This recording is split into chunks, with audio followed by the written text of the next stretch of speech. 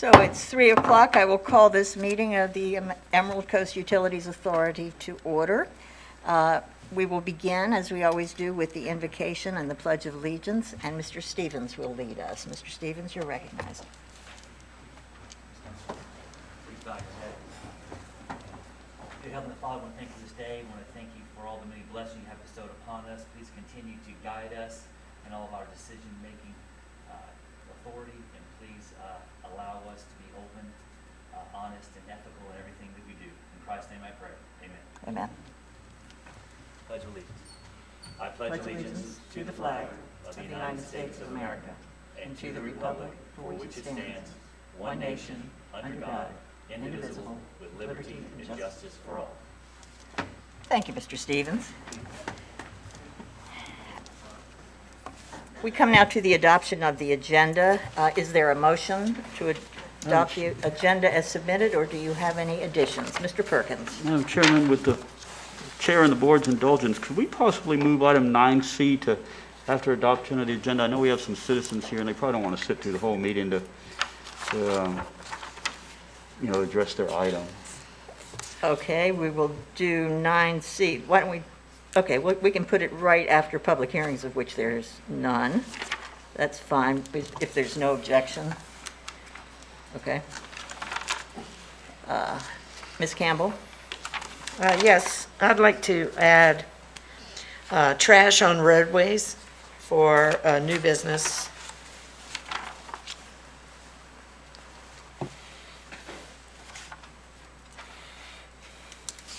Okay, we'll put that as 14A. Mr. Williams? Yes, ma'am. Madam Chair, I'd like to pull item 9A for discussion. You want to pull it?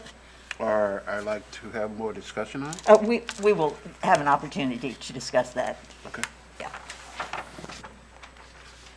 Okay, then is there a motion to? Move the agenda as amended. It's been moved. Is there a second? Second. It's been moved and seconded. Please vote.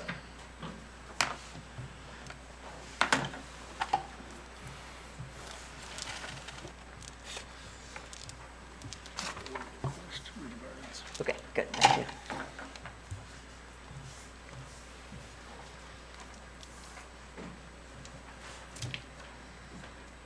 And it passes 5-0.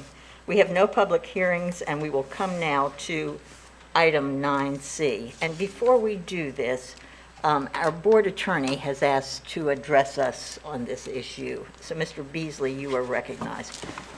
Thank you, Madam Chair, members of the board. I have received through a forward from Mr. Perkins and other members of the board several emails related to this subject matter, which were sent by citizens and members of the River Gardens Homeowner Association.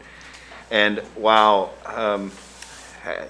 the board is governed by the Florida Sunshine laws and rules, and this board particularly strictly enforces their notion of keeping all decisions and communications in the sunshine. And so when I looked at the matter and reviewed the matter, I was sent it by Mr. Perkins and also by Ms. Campbell. The question was there a sunshine violation? And I can tell you that there has been no sunshine violation with regard to the board as to the communications on this issue.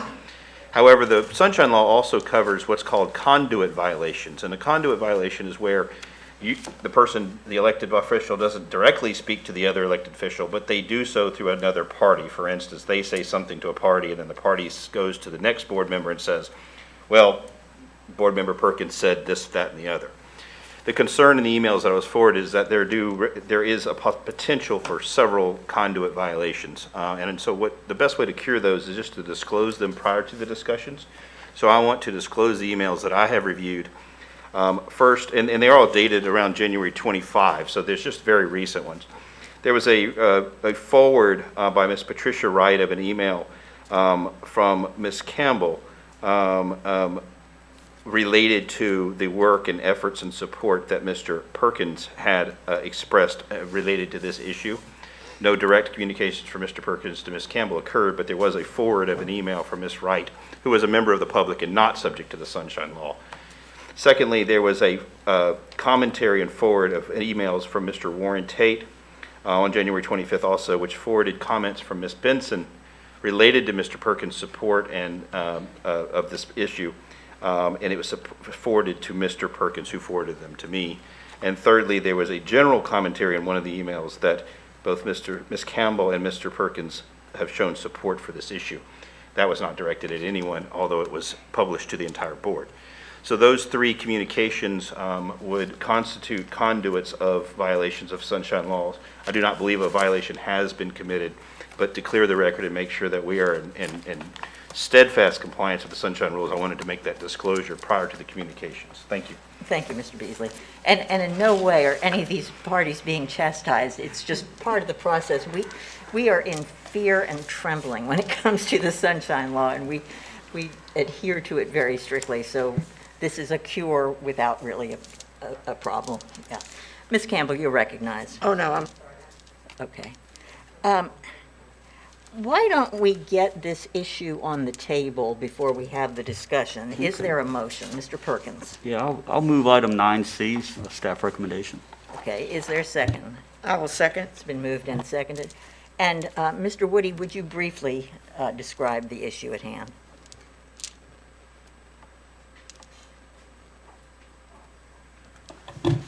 Item 9C is for recommendation for award and the bids received for the River Garden Sewer Expansion Project in the amount of $877,013. We had 3 bids received for this project from Chavers Construction Company, Pensacola Concrete Construction Company, and the Talcon Group. The purpose of the project is to provide gravity sanitary sewer service to approximately 40 homes in the River Gardens expansion area. Quite a bit of the existing development already has sanitary sewer service. This project would provide gravity sewer service to about 40 homes that are currently served by a septic tank. In addition to in order to help keep the cost down a little bit, ECUA staff produced in-house design documents, construction plans for this project. And there is one small project that'll occur separately using ECUA staff. There's some upgrades of pumps and some miscellaneous electrical equipment that'll be done by our INA staff. But again, specifically, this project is for recommendation for awards to Chavers Construction Company for the construction of gravity sewer service. Thank you, Mr. Woody. And now we will take public comments. Mr. Mike Jeffcoat. I've been a resident of River Gardens for 10 years now, and I'm one of the 40. And it's really become, excuse me, thank you. I'm one of the 40, I've been there 10 years. I work at UWF, and it's a beautiful neighborhood, and we're one of the original areas of the neighborhood. The problem is we have majestic oaks, a lot of older grown trees, which I believe has inundated all of our sewer lines. We have many wells all through the neighborhood, and you see septic tank trucks running up and down our neighborhood once a month. I believe it's eventually, if not already, going to taint our water system with the amount of runoff that we have in that area, along with natural springs that are in our area. So I would just highly encourage us to go on through with this project. It is highly overdue. Thank you. Thank you, Mr. Jeffcoat, and go Argos. I have no other pink slips. Is there anyone else from the neighborhood who wishes to address us? If not, we can take board commentary. Does anyone want to address this issue? Mr. Stevens? No, I could just say I've gotten several emails as well from various residents in the River Gardens area, just outlining pretty much what you just said as far as their support. So there seems to be certainly within your neighborhood overwhelming support for this project. So just wanted to add that. Thank you, Mr. Stevens. Mr. Williams? Yes, ma'am, Madam Chair. So kind of wanted to direct it to Mr. Woody, or the cost. Is this a project that's going to, how do you determine the cost for this? Are the costs the same for installing gravel drains or gravity plumbing for all systems, or is this particular to this area where it says it'll cover about 40 houses for this for this cost? Mr. Woody?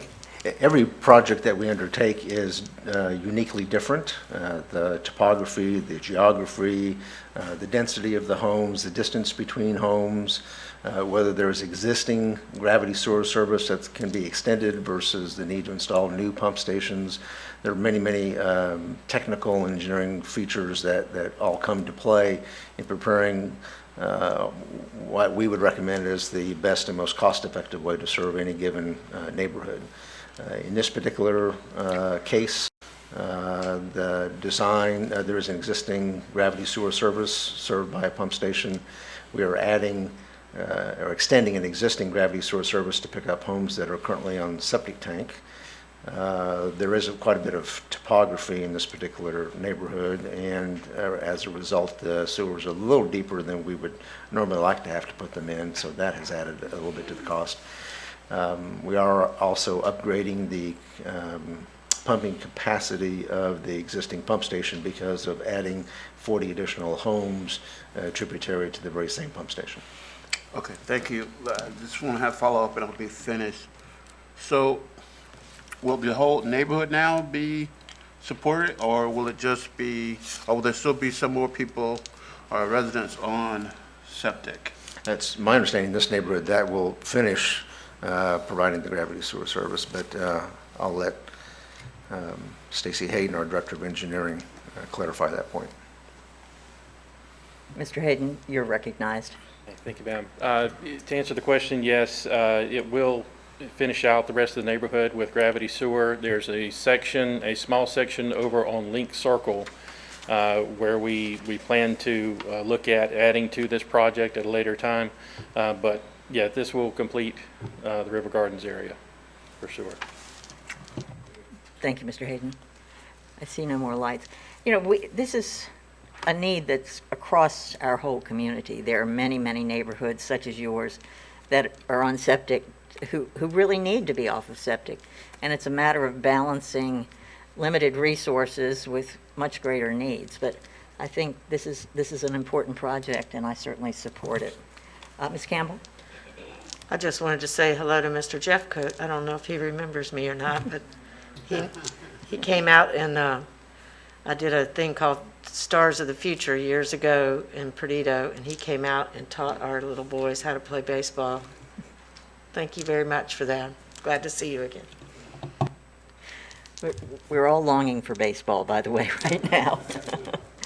Okay, I see no more lights, so we are now voting on item 9C. Please vote.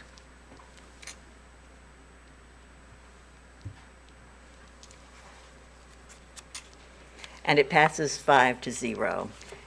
And we invite you to stay for the rest of the meeting, but if you, if you have other things to do, you are welcome to leave. We will not be insulted. I have no other pink slips of people asking to address us in open forum. So we will come now to the Recycle Star presentations.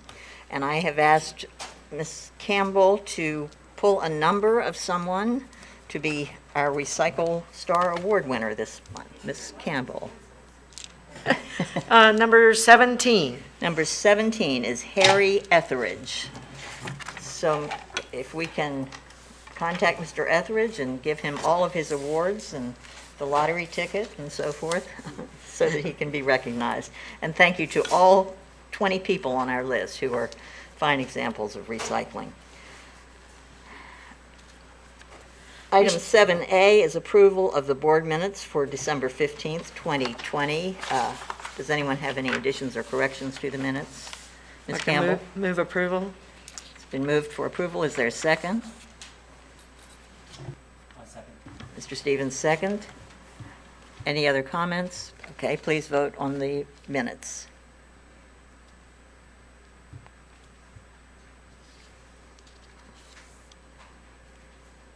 And it passes 5-0.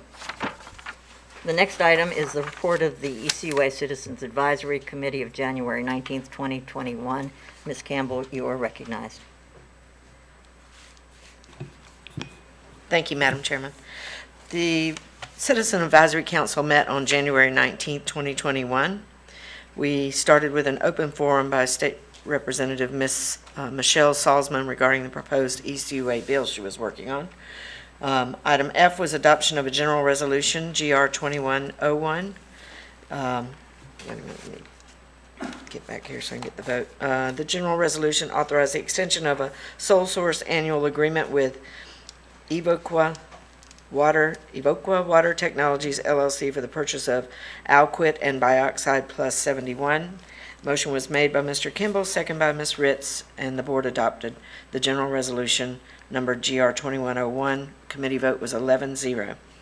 Item G was adoption of a resolution, GR 2102, which was a general resolution authorizing the acceptance of a bid from Utility Service Company for the Navy Point Phase 4 Sewer Expansion Project.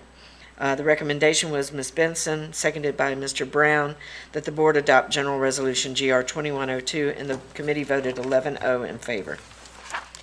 Item H was the adoption of Resolution GR 2103, a general resolution authorizing the transfer of project funds from CIP Project CR 526B, 9 Mile Road, to Pine Forest to CIP Project R0001, Interiority Road, Perdido Key Improvements. The motion was made by Ms. Benson, seconded by Mr. Kimball, and the board adopted General Resolution GR 2103 by a committee vote of 11-0. Item I was adoption of General Resolution GR 2104, a general resolution authorizing the extension of the sole source purchase of Purifil odor control scrubber media with pump and process equipment for the purpose of replacing mixed bed odor absorbing media. Motion was made by Mr. Kimball, seconded by Mr. Brown, that the board adopt General Resolution GR 2104, and the committee voted 11-0 in favor. Item J was an adoption of a General Resolution GR 2105.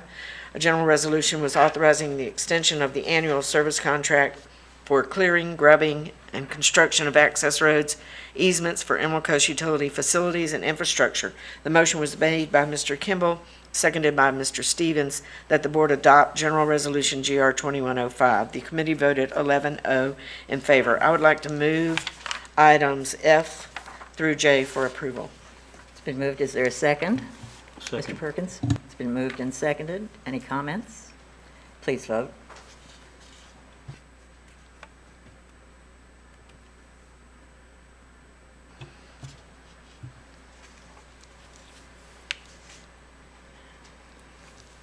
And it passes 5-0.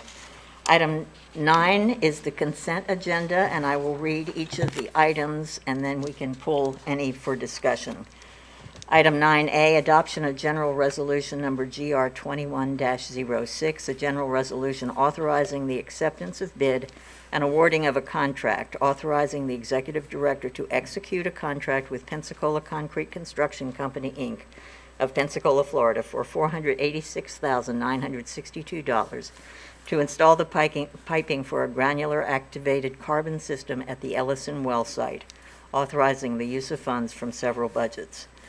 Item 9B, adoption of General Resolution Number GR 21-07, a general resolution authorizing the extension of the agreement with Pinnacle Data Systems, LLC, for the outsourcing of utility billing and delinquent notice printing services.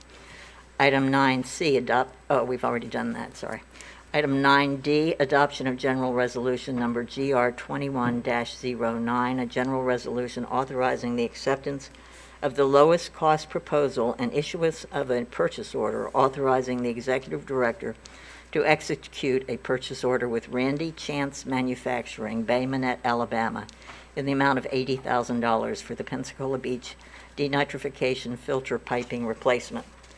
Item 9E, adoption of General Resolution Number GR 21-10, a general resolution authorizing the acceptance of bid and awarding contract, authorizing the executive director to execute a contract with B&W Utilities, Inc. in the amount of $185,570.94 for the Greenbrier Boulevard Water Main Replacement Project, and authorizing the transfer of project funds. Item F, adoption of General Resolution Number GR 21-11, a general resolution to establish a new project and authorize a proposal of engineering services by Jacobs Engineering Group in the amount of $74,964 for design efforts related to the replacement of the Chimney Pines Lift Station, number 285. Does anyone want to remove any items? I know Mr. Williams wanted to remove 9A. Anyone else want to remove any for further discussion? Okay, then I will entertain a motion for items 9B, D, E, and F. Is there a motion?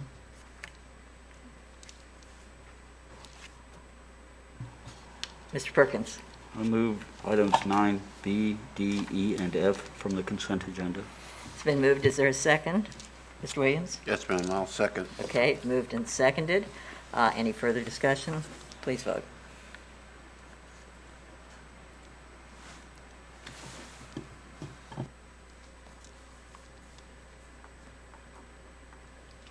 And those passed unanimously.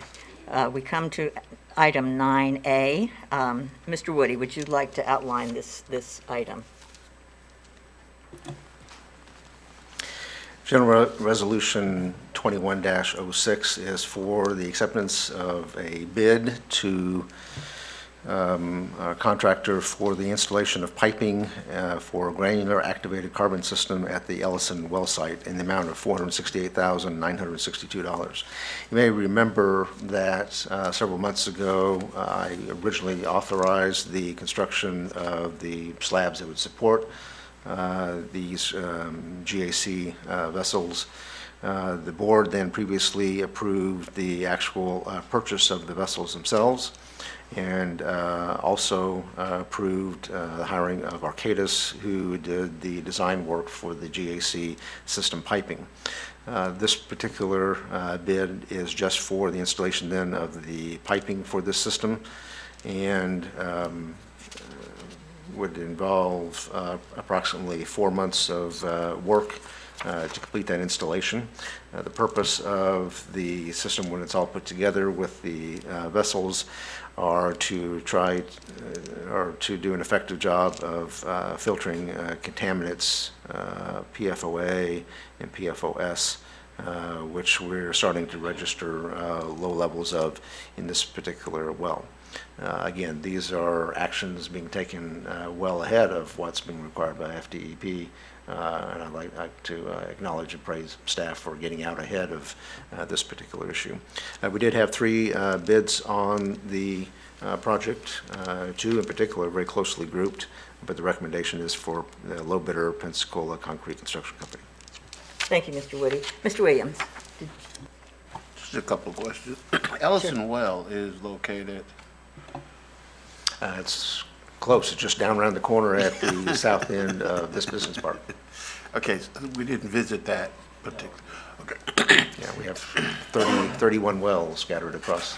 Okay, and so, do we have a working relationship prior to this contract with this Pensacola Concrete Construction Company?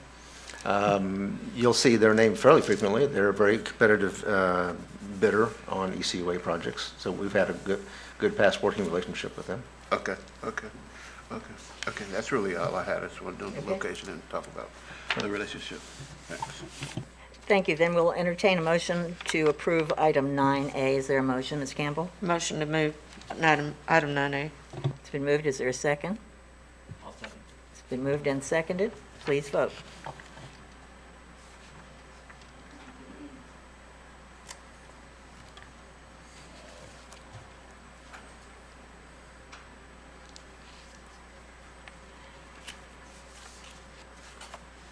And it passes 5-0.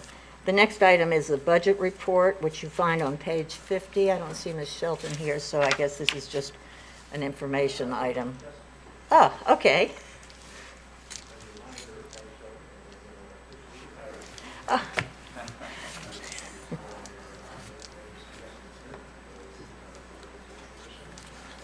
Mr. Woody?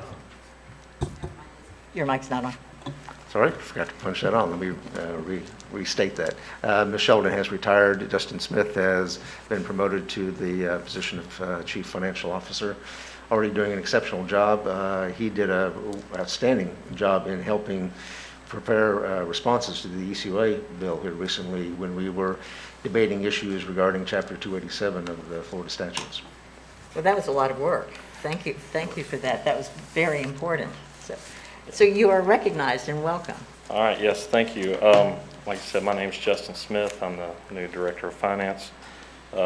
Your budget to actual report is as of December 31st, 2020, approximately 25% of our fiscal year, and pretty much everything is in line with where it should be. The only items that may look from a percentage basis a little skewed. There's a couple items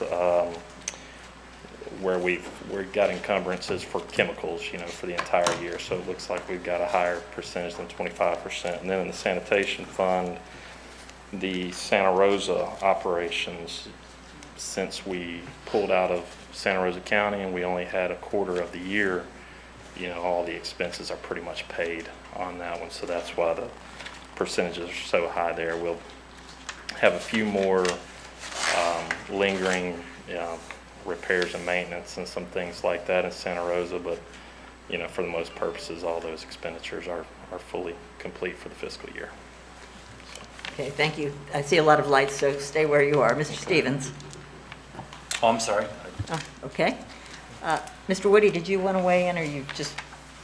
No, I think we're ready for questions. Okay. Ms. Campbell? I just wanted to say it's really nice to see Justin standing up there.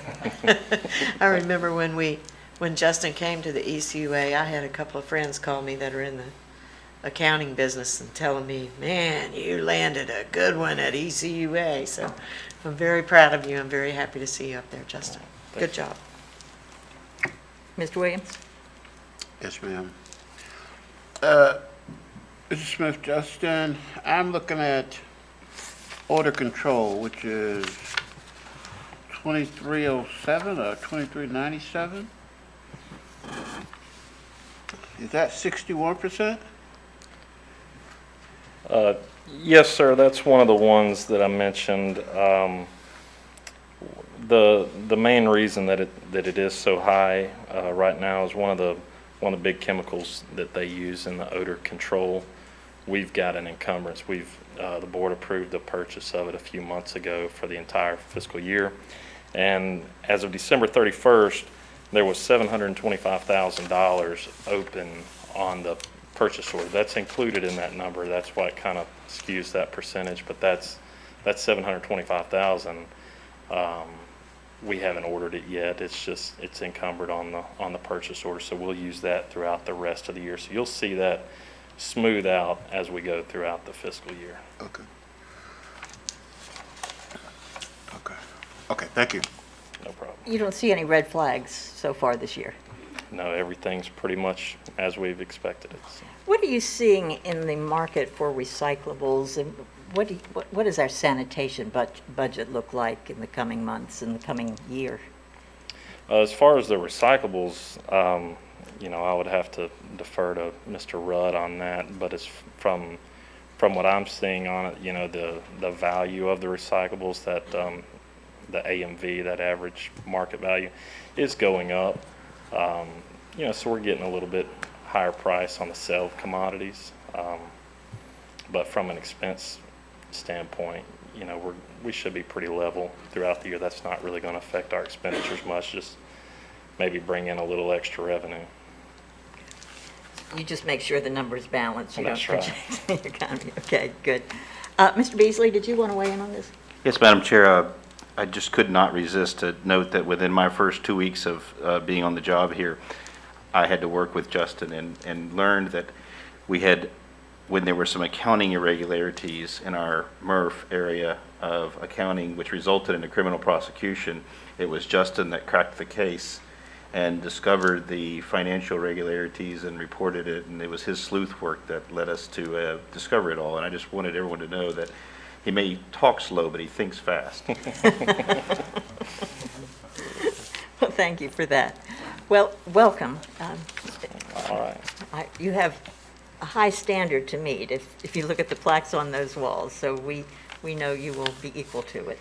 And we did, I think it was presented last month at the board, but we actually got our medallion for our GFOA award a couple of weeks, about 3 weeks ago. So they quit giving us the plaques like that for every year, so now we've got one plaque that's about this big, and it's got a spot I for see. each year. So we did get our 2019 plaque, and I put it on the award. It's out in the lobby there. Very good, thank you. Okay, so that concludes the budget report. We come now to the Executive Director's report. Mr. Woody, you're recognized.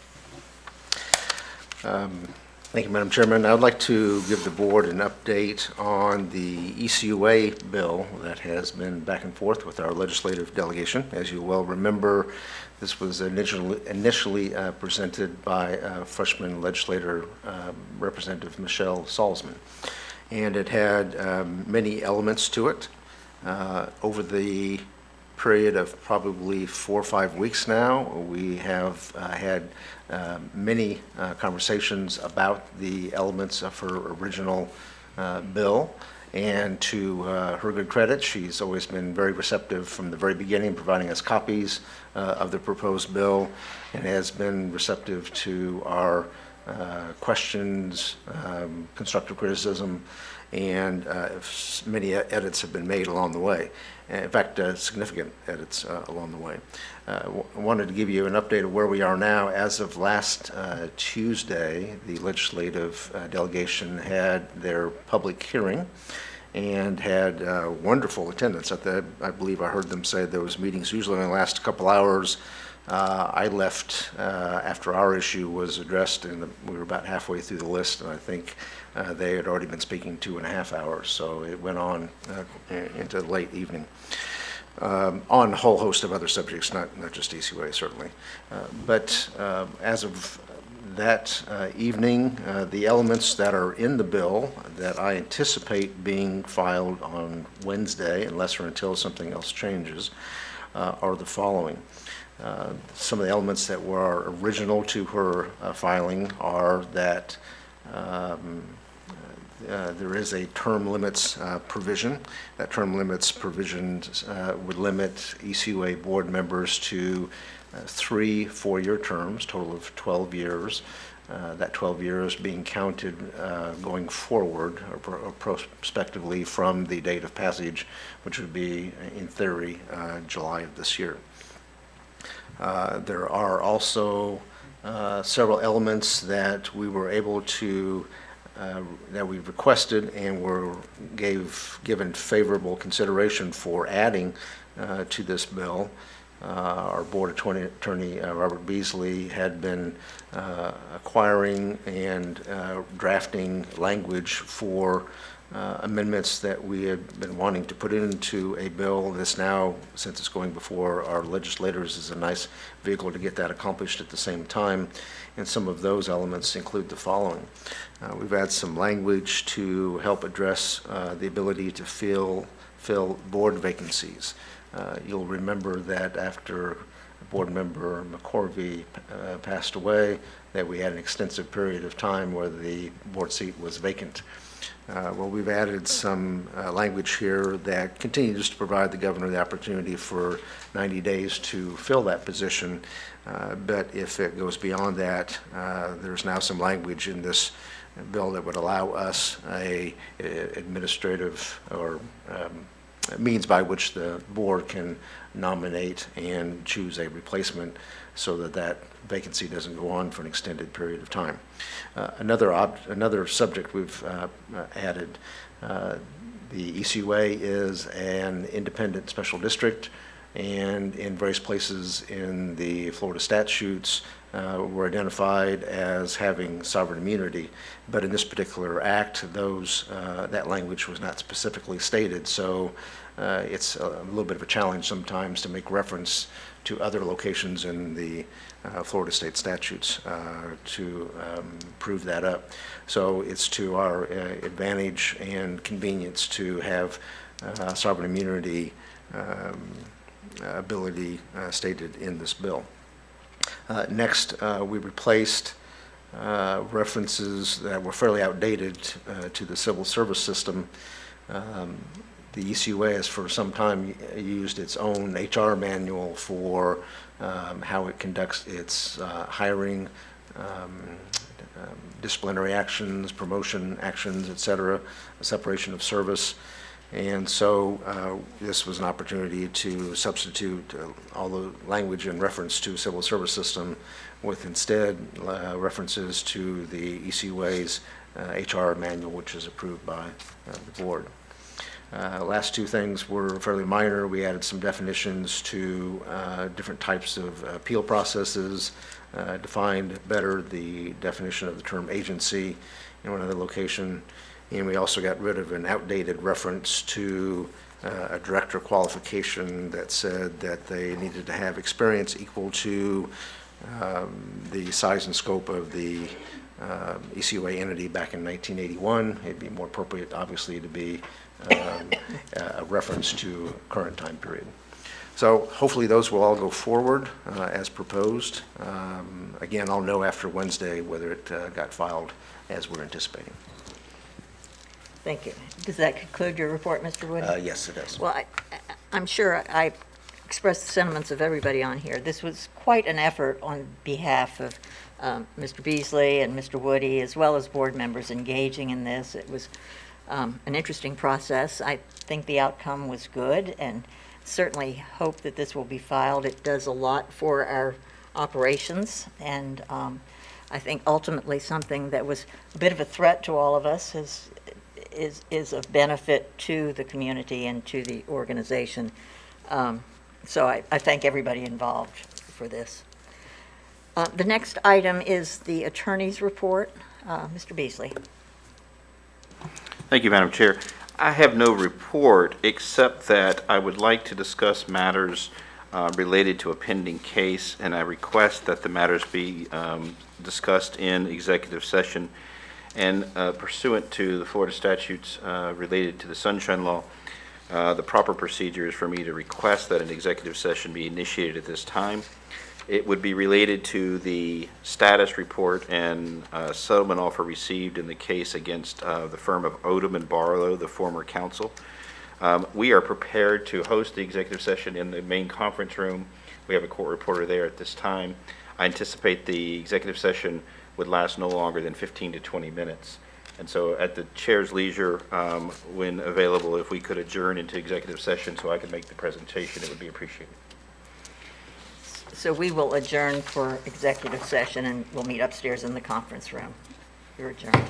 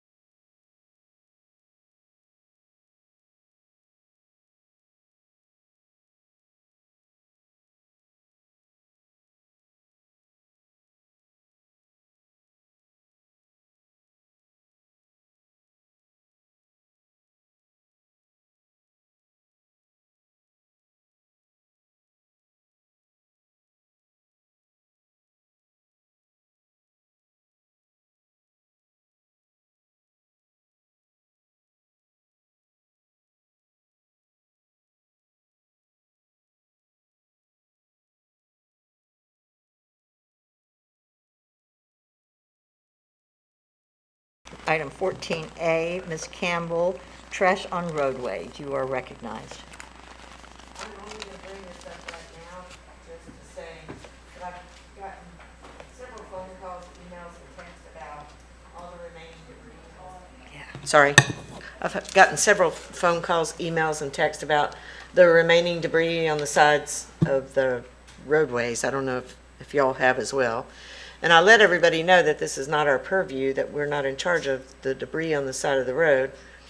But at the same time, I would like to do anything I could for my community. So I've asked that, I've reached out to the county commissioners, I've reached out to FDOT, I'm going to continue to do so. I would hope that my fellow board members would do the same.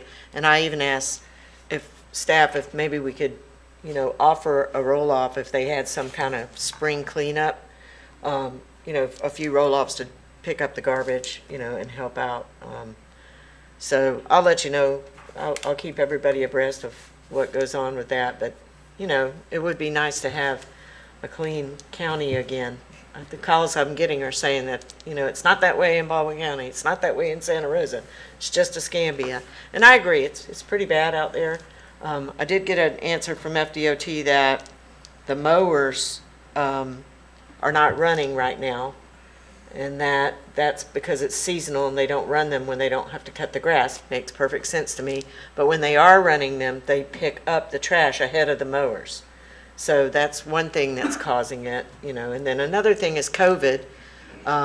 When they allow the prisoners to go out and pick up on the county roads, but they can't do that because of COVID, because they could get COVID from picking up somebody's cup or whatever. So just some notes for everybody to know as they receive those phone calls, and know that I'm trying to work on some kind of helpful spring cleanup with the county and FDOT and anybody else that would be interested. Thank you. Thank you, Ms. Campbell. Mr. Stevens?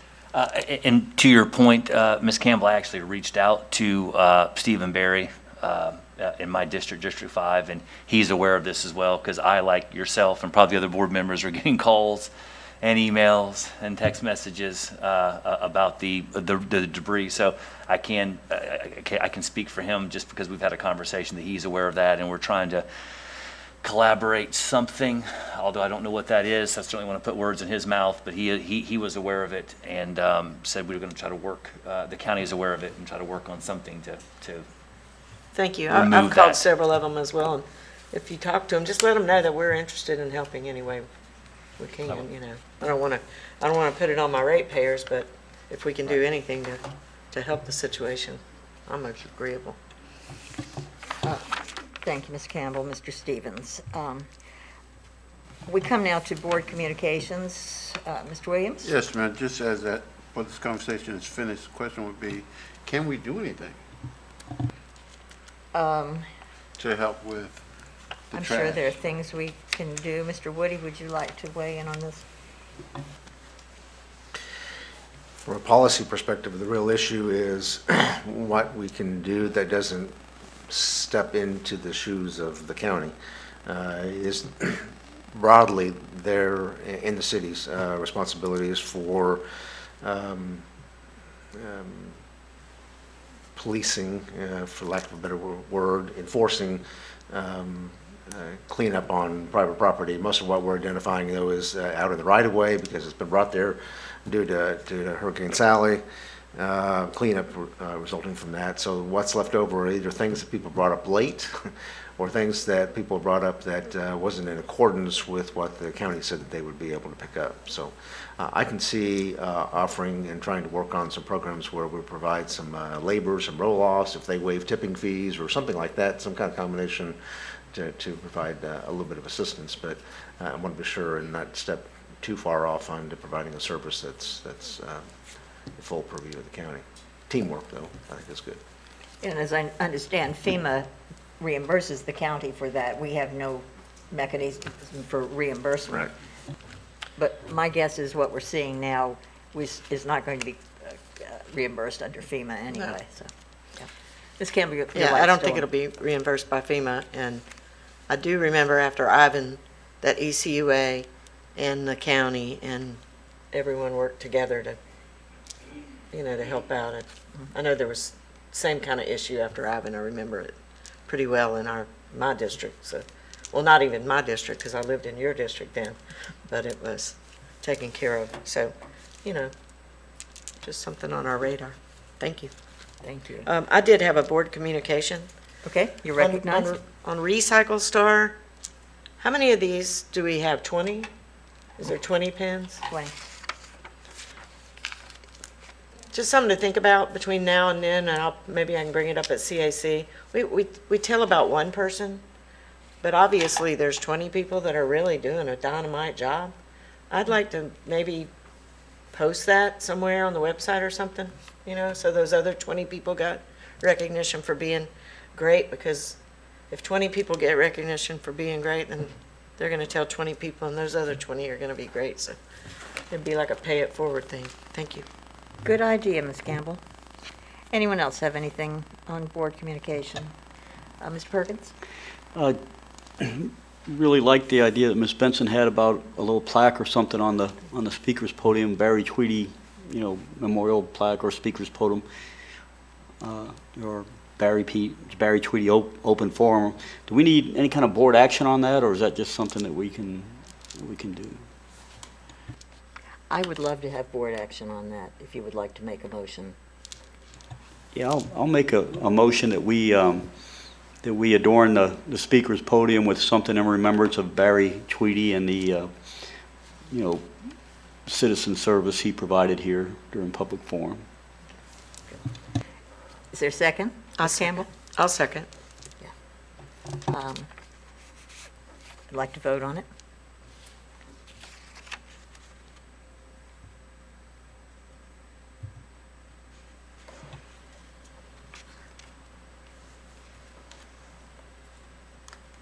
And it passes 5-0.